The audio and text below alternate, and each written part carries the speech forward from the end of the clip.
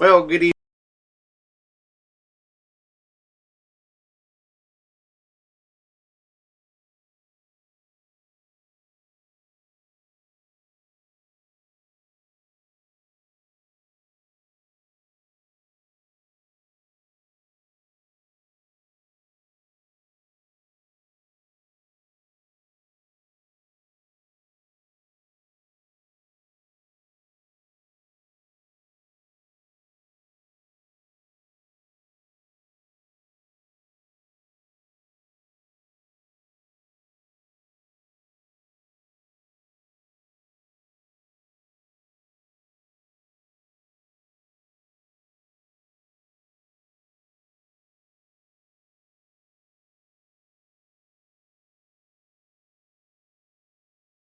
Everyone, it's the section and portion of the center of the storm, but you can see a lot of dry air is beginning to wrap into the system. So that's why the National Hurricane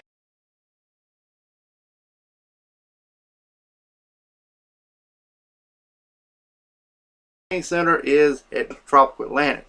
Alright, currently here's the tropical storm force winds in the yellow. Remains a tropical storm through Sunday, and then become a tropical depression pretty much around Sunday evening, and remain a tropical depression all the way into Tuesday of next week. Alright, if you're tracking Gordon at home, it's located near latitude 20.3 north, longitude 42.9 west. Maximum sustained winds are near 45 miles an hour with higher gusts, and movement is to the west at 9 miles per hour, which is classified as a tropical storm with winds of 39 to 73 miles per hour. Alright, let's move on to the spaghetti-o models here of the system.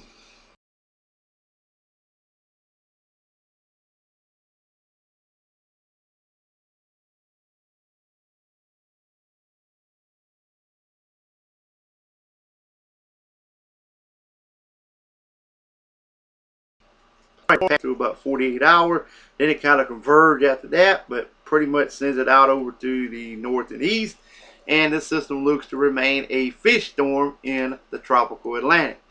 Alright, let's take a look at the intensity guidance of this system. Alright, you can see here we got about 40 knot winds equal up to 45 miles per hour. Yeah, it's a tropical storm, but you can see a lot of the model takes it into a tropical depression. A very few keeps it into a tropical storm, and also a few try to take it up to a category 1 and 2 hurricane. But right now the National Hurricane Center is just going along with the tropical depression. But something we'll keep eye on and see if Gordon regains strength. Let's move on to the Columbia, South Carolina weather radar. As you can see here, this is currently got some shower activity moving toward Camden, well through Camden down to Sumter. Some more over here towards Sherrall, to Darlington, and Florence. All this activity will slowly push off to the west. It should start diminishing some as it continues to push westbound. Also, we have some more activity around Aiken to just west of Barnwell, and more activity over in Georgia as well. Alright, let's take a look at the current watches, warning, advisory map currently across the nation. See, it's not a very active map, so we got a little bit of coastal flood advisories up here in eastern North Carolina, also northeastern Florida. There are the flood watches in effect for Georgia, Alabama, also part of Mississippi and Tennessee. We have a few severe thunderstorm warnings for North Texas, southeast Colorado. Air quality alert, wind advisory of Southern California. Along the mountain chain of California, you got some winter weather advisory. Air quality alerts over in Idaho, and also some red flag warnings in areas of Wyoming. Alright, we got those small craft advisory, gale warnings from up here near the Philadelphia region all the way to the northeast coast of Florida. Also, these are, let's see, these are,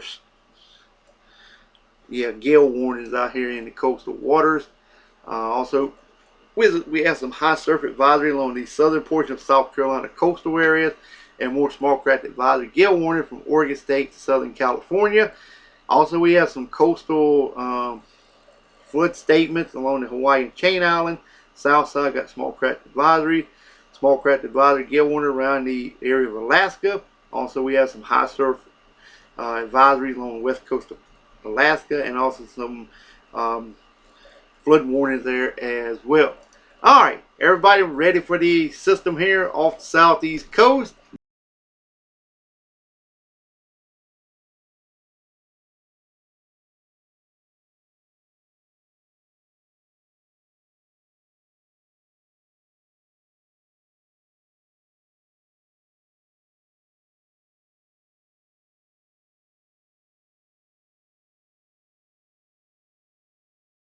This is the, whoops, went past it. Got a little ahead of myself. Alright, here's 2 p.m. Sunday afternoon. There it is making landfall near Myrtle Beach, South Carolina, Wilmington. It makes landfall in the PD, around the Georgetown area, Myrtle Beach. Per the GFS, got some heavy precipitation, some gusty winds as it moves to the west-northwest. As you can see, we got 1,005 millibar with some heavy precipitation over a portion of South Carolina, also into North Carolina as well. Would not be surprised to see maybe a flash flood watch maybe issued sometime maybe Monday for possible areas northeast of Columbia, maybe even the PD region of South Carolina as well. This is at 8 a.m. Monday morning. As you can see, we got heavy precipitation falling over South Carolina and North Carolina as well. And then that low continues to race on off toward the Charlotte area, taking most of the precipitation. We got heavy precipitation over North Carolina, portion of Lancaster County, Chesterfield County, maybe up toward the Charlotte area, Rock Hill. You're included in that heavy precipitation band. And then it moves on off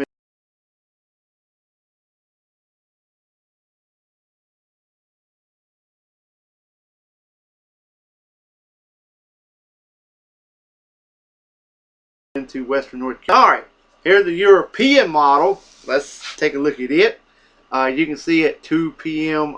Sunday afternoon, we have some scattered showers already across the Carolinas as well. Here's that low pressure system off the South Carolina coast, bringing some heavy precipitation. As you can see, we go through 11 p.m. Sunday evening. The low has not moved very far. Got some precipitation moving on shore. Let's see, this is at 5 a.m. Pretty much Monday morning. Still not much for the Midlands like you've seen on the GFS. Has not even made landfall yet. The heaviest precipitation begins to move in around 2 p.m. Monday afternoon. As you can see around the Grand Strand region up in the southeast North Carolina. Darker rain showers still haven't moved into much of the Midlands. Lee County, Sumter County, you may be included. All right, according to this, about 5 and 8 p.m., the heavy precipitation still along the, the Grand Strand region of South Carolina and portion of southeast North Carolina as well. And then the green area, just some maybe some moderate rain moving in. Let's take a look at the European. The system finally make landfall on Tuesday morning around 8 a.m. It moves it inland, maybe around Myrtle Beach, the Wilmington area. You can see that the system is a little slower and a little further to the east. The GFS a little further to the west. So if the slower the slower European, the system could become a tropical storm. Also, it still has a chance of becoming a tropical storm also on the GFS model as well. But here's the two comparison of the models. Like I said, this is 11 p.m. on Tuesday evening, and the low is currently over eastern North Carolina. Let's see if we can go back to the GFS. This is at 2 p.m. And like I said, this is 8 p.m. Still got some showers moving through South Carolina. That's from the remnants of what was Francine. Going to showers for your Tuesday into early Wednesday morning. But as you can see the GFS, like I said, bring heavy precipitation to the PD and northeastern Midlands. And according to the European, you can tell that the heavy precipitation stays well. Maybe it might make it over toward the Florence area of heavy precipitation over toward Florence area. Might get some heavy precipitation in over toward Wilmington and then around the Grand Strand. So you can see that the computer models are still all over the place, but they do look like they will be a chance of rain for the eastern and northeastern Midlands. So we'll continue to monitor this and see what happens. So I hope everybody enjoyed the video. Make sure you subscribe if you have not subscribed yet. Tell your family, friends, neighbor about the Mike Bass Weather Forecast channel. Love to have you. Also like these videos, share these videos, and we'll catch you back in the next video. And also enjoy the weather, because it's the only weather you got.